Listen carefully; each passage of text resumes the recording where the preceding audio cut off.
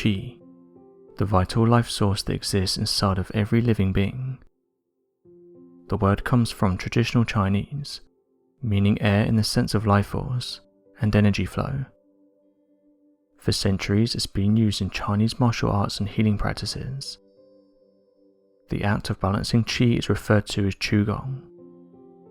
Those who believe in this mystic force say it's the energy which flows through and within us. The qi must remain balanced in order to bring good health and a stable mind. The notion itself in scientific terms is a pseudoscience, unproven as there's no way to directly observe it. And yet, despite this, it's an ancient practice that remains strongly practiced and followed, even to this day, with many believers and healers who follow these classical teachings and beliefs. So today we'll be taking a look at the concept of qi, and about the fabled extraordinary individual John Chang, otherwise known as Dynamo Jack. John Chang is a qi master and acupuncturist who rose to fame in the 1980s. The healer, who is from Indonesia, was part of an Indonesian travel documentary by Lorne and Lawrence Blair. The documentary Ring of Fire East of Krakatoa was broadcast on public television and depicted John Chang's practices. He was referred to as Dynamo Jack due to his desire to keep his identity a secret. In the Mangas of Java, a book written about Chang's life, we learn that he was forbidden from accepting any payment for his healing work by his mentor. In other words, he was prohibited from gaining a profit by using his sacred abilities. For 20 years, Chang worked as a driver to earn money for himself and his family, including his 7 children. This was just enough to keep him financially afloat. The family was in trouble with poverty for many years, and misfortunes before them often during the months prior to the documentary. Chang claims to have summoned the spirit of his old mentor, who told him his financial concerns would soon ease. The spirit had been right, for financial opportunities soon arrived. The Blair brothers found him in Java and asked him if he would like to be in their documentary. Initially, he refused. He stated, "I'm only a healer." Lawrence Blair stated in an interview, "We followed him around Java on his healing rounds and asked if we could film him, but he always declined, saying his powers resulted from a type of meditation with an ancient tradition of secrecy. Only when my brother Lorne was suffering from a serious eye infection that he finally allowed us to film him in 1987. End quote. Lorne's healing session with Dynamo Jack was recorded and included in the documentary. Lorne laid still as Dynamo Jack placed acupuncture needles into his arms. The action caused them to move sporadically, qi allegedly flowing through them. After the experience, Lorne stated, "It wasn't like any acupuncture I've had.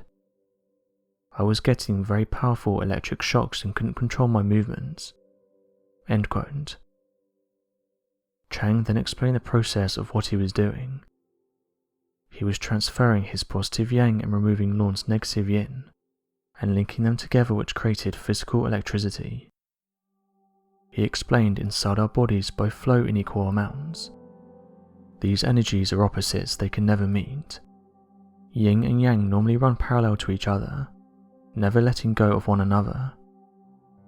I use my yin and yang together as one. This is why I can do what I do. By itself, yang qi cannot pass the limits of the body. According to the brothers, Chang had the powers of primacy. He took a newspaper outside with the intention of showcasing this. He held out his hand over the paper, concentrating as he did this, and smoke began to form from the paper, bursting into flames. Chang had made a sacred oath not to reveal the secrecy of his powers to anyone other than pure-hearted students, with the desire to learn and heal. When the documentary was published and broadcast, Chang despised the sudden popularity it gave him. Immediately the contact he had with the brothers was cut. Lawrence said the following in an interview. When he heard we'd shown this footage in the public, he was very upset and refused all our future efforts to contact him. As the years passed, we sadly resigned ourselves to never seeing him again. My brother Lorne never did get the opportunity to meet him again as he passed away." End quote.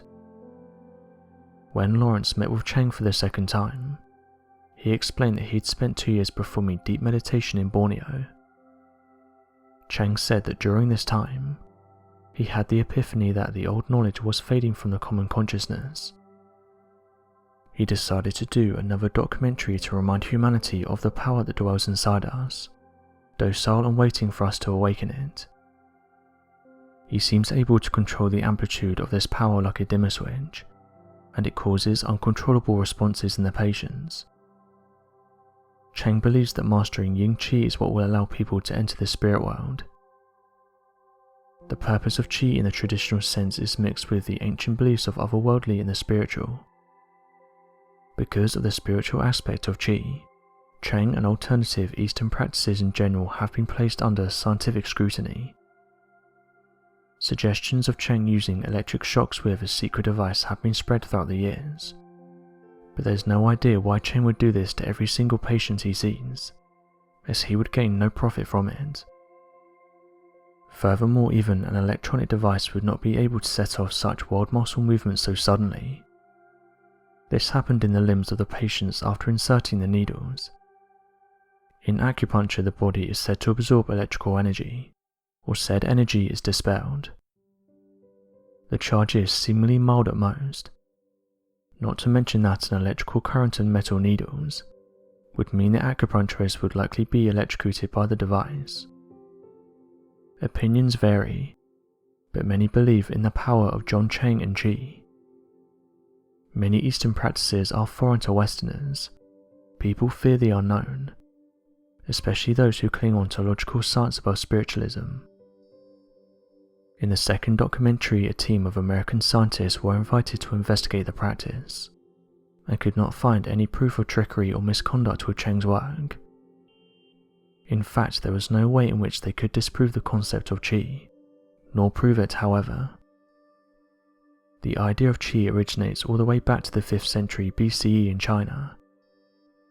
The Western viewer may associate the concept of Qi with the now abandoned ancient concept of the 4 humas, or the ancient Hindu yogic belief. The Chinese philosopher by the name of Mencius, who lived in the 4th century BCE, described Qi as the life force in all living beings, nature, heavens and oceans, connected together by an invisible force that exists within all of us. Qi was commonly associated with the human body and its health. When the flow of Qi was stable, your body was functioning and healthy. If it was unbalanced, it would cause sickness and disease. As such, the importance of Qi grew over time, and it was vital for people to keep their Qi flowing. The people believed that special exercises and metaphysical treatments could bring longevity and stability to one's life. The concept of Qi has been a crucial part of Chinese and Asians' histories, philosophies and beliefs. This means, however, there are various descriptions of what Qi is. As time passed, thinkers created various kinds of Qi. According to them, the heaviest fractions produce solid objects and matter. Light divisions of Qi form liquids. Like the oceans, and ethereal Qi created life breath that exists as energy within living beings. These beliefs remained popular during the 20th century, and even now they're still followed. Descendants following the paths laid out by their ancestors. Acupuncture is still a highly praised type of alternative medicine, especially in the East. In the end, we can only speculate on John Chang, or Dynamo Jack and his abilities. Are they real? Do we all truly possess an unstoppable force within us? Could we unlock unlimited potential with enough determination, practice and understanding of the life force inside us? Did John Chang really possess psychic abilities and powers, telekinesis and more? Can we too learn to control such unthinkable powers if we only try hard enough? Or perhaps are some people born to be sacred healers and philosophers, whilst others are not? We are left with 1,000 questions which beg for answers, but some things are forever fated to be mystery. Unfortunately for us, the concept of qi is not one that's easy to prove or determine. It cannot be quite disproved. Therefore, we'll have to decide what we believe for ourselves. Some people doubt the metaphysical, others believe in it wholeheartedly, and some stay on the fence between the two views, uncertain of where the truth lies. But what is certain is that this enigma is intriguing and worth speculating on. So what do you guys make of John Chang and the power of qi? Be sure to let us know your thoughts in the comment section below, and help us by growing this community while working to solve these unexplained mysteries. Thank you for watching, and don't forget to subscribe for more videos.